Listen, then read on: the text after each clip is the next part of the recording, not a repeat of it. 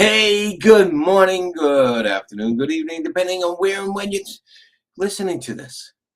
It's a great day. It's Tuesday morning. It's 9 o'clock Eastern Time, and it's Coffee with Kevin. I am Kevin, and this is my coffee. Yes, today is a good day for a good day. Mm, mm, mm. Oh, that coffee's good too. Your coffee's really good. Well, welcome everybody.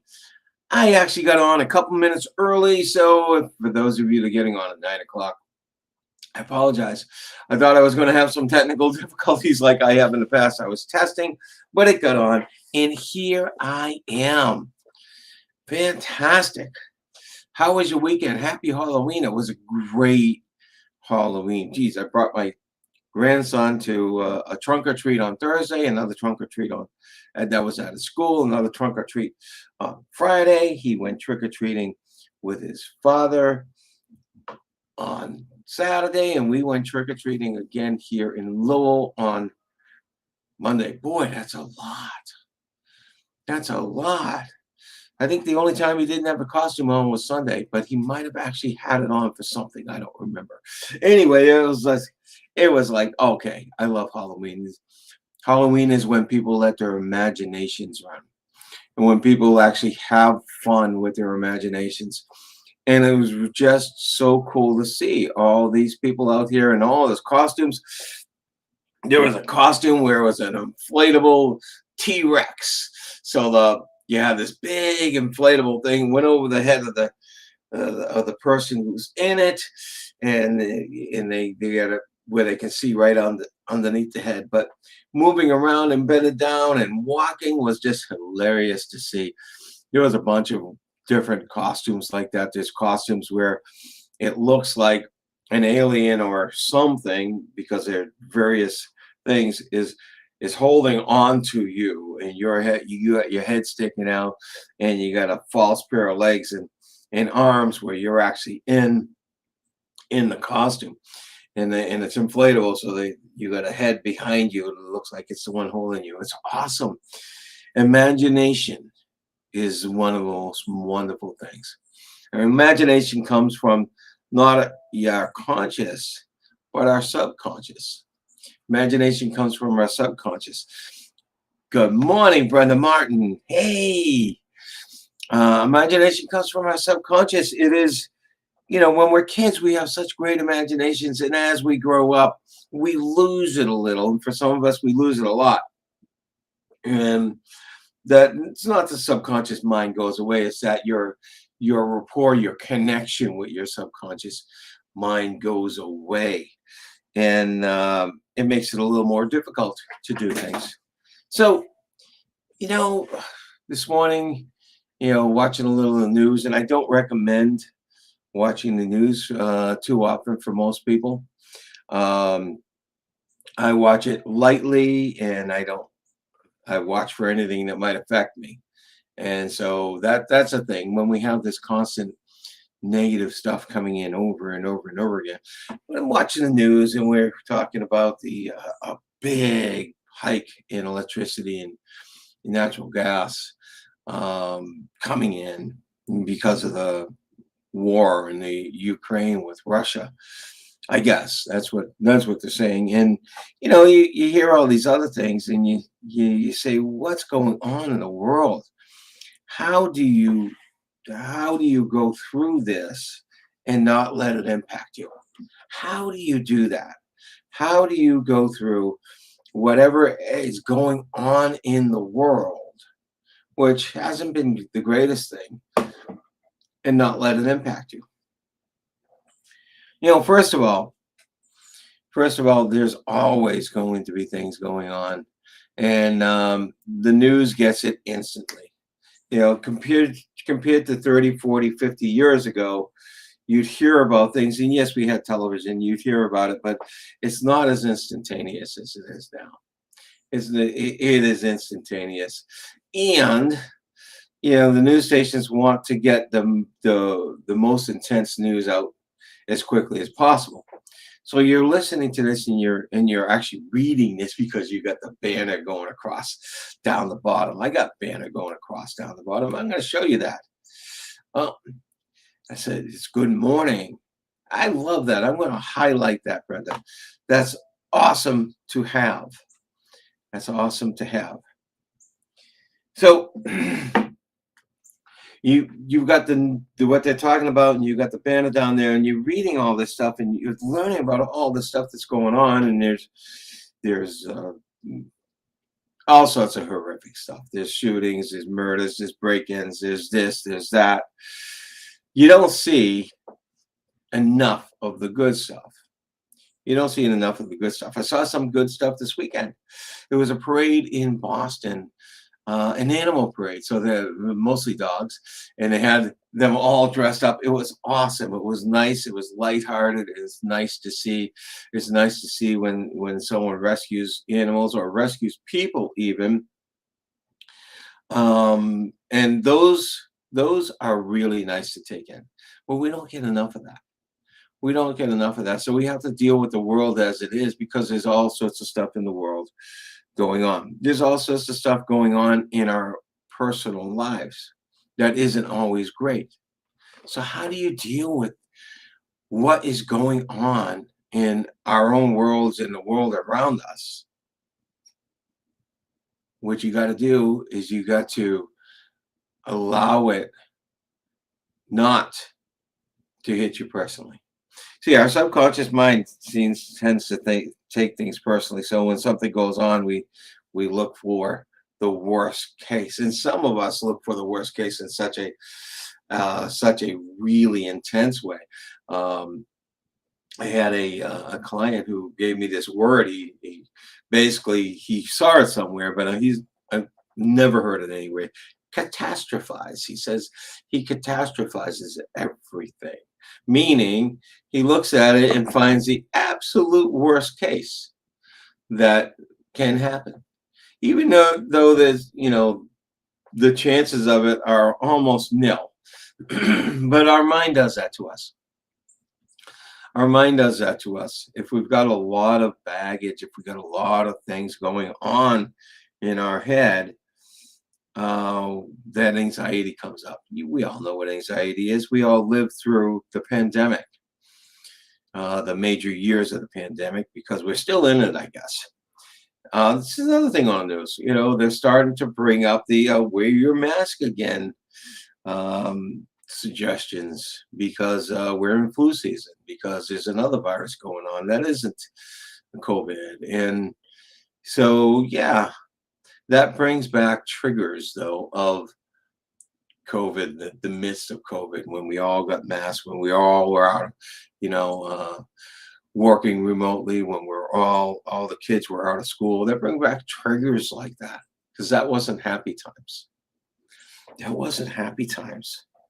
So how do you take care of this? First of all, breathe. I've talked about this a lot. When you feel it coming on, you breathe. Nice deep belly breath. Oh, you can't see my belly. My belly's down here. Nice deep breath into the stomach instead of into the chest. You see how my chest and shoulders went up only at the end. So I'm pulling all the air down into my lungs, into my stomach. And so you start breathing like that, a nice deep belly breath. And you do that for just maybe 4 or 8 times, and you'll find that you are relaxing already.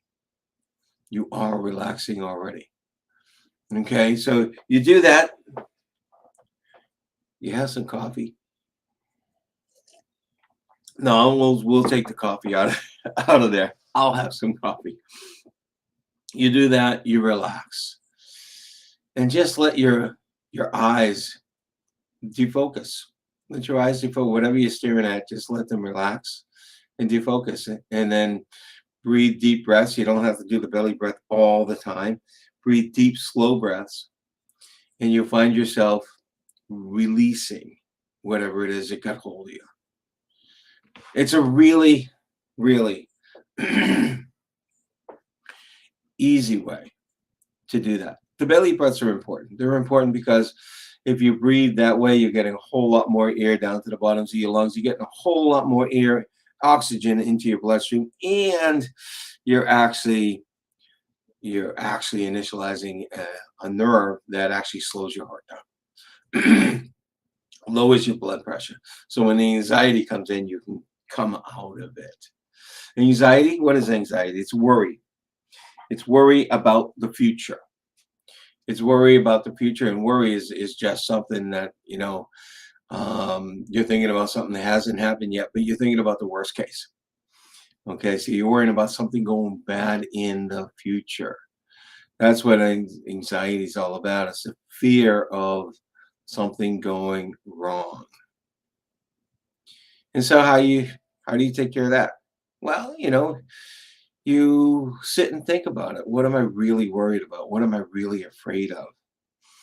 Has it happened before? Has it happened all the time? Chances are it hasn't happened all the time. But that fear is there, that anxiety is there, thinking it's going to happen no matter what. So you do some self-examination, and see if you cannot let go of it that way. There are a lot of other things you can do that help you let go of it in the moment. There are a lot of practices that you do, and there's a lot of things I do with my clients. And actually, the fear comes from something deeper, usually something deeper, and you get rid of it at its root, and the anxiety goes away altogether. Um, we can't go through life like this. We can't, because it makes life hard for us. It makes life hard for the people around us. So we use these tools, and we seek help if we can, to help us get rid of it. To help us get rid of it. In that way, when you're looking at problems, you look at them in a different light. You ever hear these stories about people who were at an accident? They're at the same accident, but they tell it differently. And maybe they tell it differently because one person's standing over here and another person's standing on the other side. So they see different things. That's called different perceptions. And when we can look at our problems from a different ways, different perceptions, then we usually can get rid of those problems as well. Okay, this has been Coffee with Kevin. It is a spectacular Tuesday. I'm looking out the window. I don't have you don't see sunshine coming out of my window. When I do look, I see all sorts of different colored leaves out there, because we are in the midst of fall. And I realize why they call fall is because the leaves are falling all in my yard. And that's one of the things I got to do this weekend. And it was great little exercise. And it's something my lovely wife and I got to do together, which was work together to clean the yard of the leaves. And it was just a lot of fun. No, neither one of us jumped into a pile of leaves. I was tempted. I used to do that all the time when I was younger. Good morning. Good morning, Deb. How are you? When you get to partake in something, and yes, it was tiring, it was a lot of work, but it was still fun. It was fun because I wanted it to be fun, because I said, okay, how can I best do this? Can I try it from this way? Do I rake? Do I blow the leaves? And how much do I use the mulcher, the leaf mulcher that we have in the blower? My wife loved using that. She vacuumed up everything, and I almost got sucked into that thing too. I would have got mulched right up. But it was fun. And especially when you can do things together with someone else, it gets to be a lot of fun. Well, when you approach things from that way, and that's that imagination I was telling you about, and you use your imagination, it's amazing what things can pop up, what things can happen. All right, this has been Coffee with Kevin. I am Kevin again, and yes, this is my coffee, and yes, it truly is coffee. You can see the tent, and you can see some of the coffee in there. I want you to know that I'm not faking you all up, even though my doctor, or actually nurse practitioner, I saw yesterday, told me that she told me this news. She says, coffee will raise your blood sugar. So maybe you want to slow down on the coffee. I wanted to tell her, I got coffee with Kevin every Tuesday. I can't slow down. I have to have coffee. And by 9 o'clock, I'm on my second, at least. So maybe this will be, I won't have one for a little while after that, and I'll slow it down so I don't have 4 in the morning. All right. I wish you the best, the fantastic day, no matter what the weather is. You have a great day, and I know you can make it a great day. I know you can make it a great week. So let's do that. Take care, all. Bye.